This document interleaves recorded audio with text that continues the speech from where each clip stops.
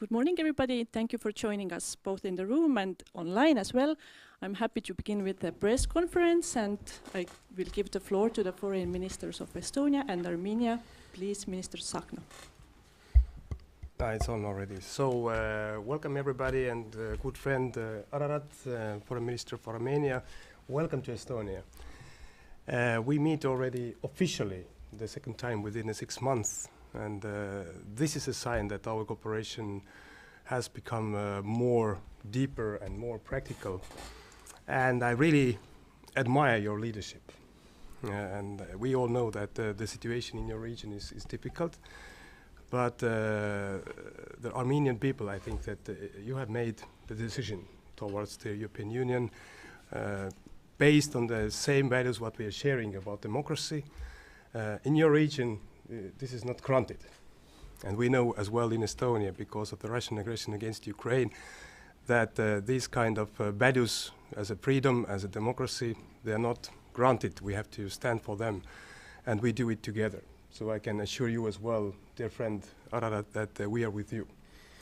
And we discussed many very practical cooperation points. We have bilateral relations on education and about IT, about cybersecurity. As well, Estonia is already 20 years in European Union. I think we are one of the most active advocates for your aspirations, and also whatever European Union can do and support Armenia with different actions and initiatives, we are ready to do that. And I think that European Union is stepping forward between the relations of EU and Armenia as well. Of course, we have a deep interest in the stability in Caucasus region, and we discussed as well the situation there. And of course, we do hope that this region will remain stable, and the next and further steps about the peace will follow very soon. And again, I can say that our relations are better than ever before, and thank you for that. Please. Yeah, so dear Minister, dear friend, dear Margus, I'm delighted to be here, and I would like, first of all, to express my appreciation for the warmest welcome that was extended to me and my delegation. Indeed, this is the second time within 6 months that we meet, but also during these months we have had several phone conversations, so we are constantly in touch, and we're happy to note that the political dialogue between Estonia and Armenia is developing, as well as our relations in different areas.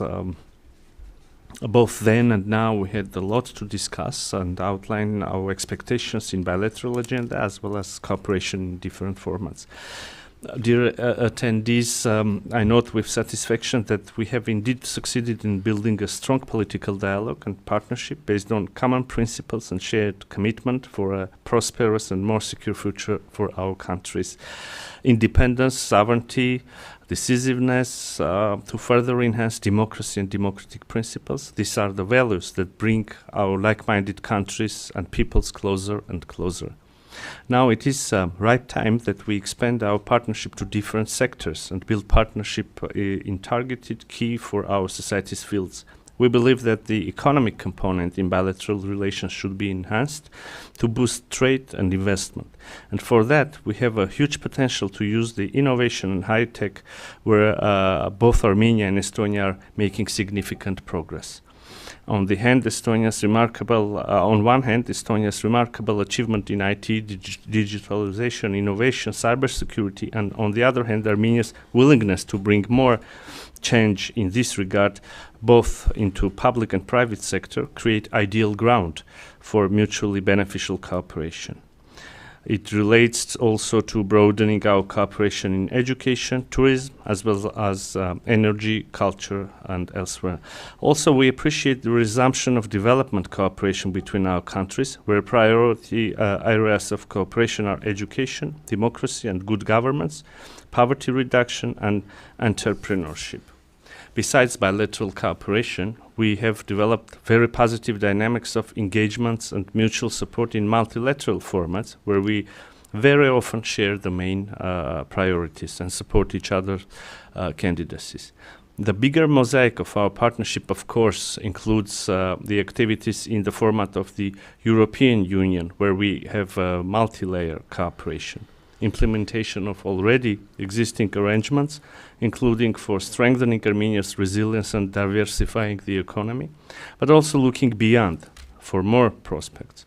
Here I appreciate Estonia's participation in the EU monitoring mission in Armenia, as well as the expressed support for the start of the visa liberalization dialogue. We hope that jointly we will soon reach new important milestones. Dear colleagues, today we have also discussed regional topics, overall geopolitical situation and ongoing challenges. Following our earlier conversations, I briefed my counterpart on recent developments in South Caucasus, including the process of normalization of relations with our neighbors. With Turkey, Armenia is ready to fully normalize the relations, establish diplomatic relations, and open the borders. During our and as a result of our dialogue with our Turkish counterparts, we already came to concrete agreements to open and may outline the steps that can be undertaken towards full normalization. I'm speaking about opening the border for third country nationals, but also Armenian and Turkish citizens who hold diplomatic passports. On and on, we continuously reconfirm our determination to this arrangement, and I truly believe that it's already the time to implement the arrangements, to see the things happening on the ground. When it comes to our relations with Azerbaijan, again, we have been engaged in negotiations, and we almost finalized the text of the draft of peace treaty, and Armenia is ready to completely finalize the text within a month and sign the peace treaty with Azerbaijan. I cannot say that we have seen the positive reaction of our Azerbaijani counterparts to this proposal to sign the peace treaty within a month, but the dedication to peace agenda and determination of Armenia to normalize relations with Azerbaijan and to recognize each other's territorial integrity on the basis of 1991 Alma-Ata Declaration, and to continue the process of delimitation on the basis of Alma-Ata Declaration of 1991 is in place, is there. I have also I truly believe that we do have the momentum to close the page of the conflict in South Caucasus and bring peace to our region. And I truly believe that this peace will be beneficial for all the peoples and countries in the region. We will, of course, continue working in that direction and count on strong support of our partners interested in stability and durable peace in the South Caucasus. Dear friend, concluding my remarks, I would like also to once again express appreciation for the warm welcome, for the support that you show to the democratization and democratic reforms in Armenia, to the European aspirations of citizens of Armenia, and also to this peace agenda and bringing peace to South Caucasus. Thank you so much. Thank you, Ararat. Thank you, ministers. We have now time for questions. Please also introduce yourself. Yes, hello. I'm from the Estonian Public Broadcasting, and I would like to ask the Foreign Minister of Armenia, what is Armenia's stance on the Russia-Ukrainian war right now? Well, thank you very much. Of course, Armenia is strongly against the war, and we cannot tolerate it because not only for humanistic ideas, but also because we faced the same devastation in our region. We saw how the civilian population is being forcibly displaced. We see that how civilian infrastructure is being targeted, etc., etc.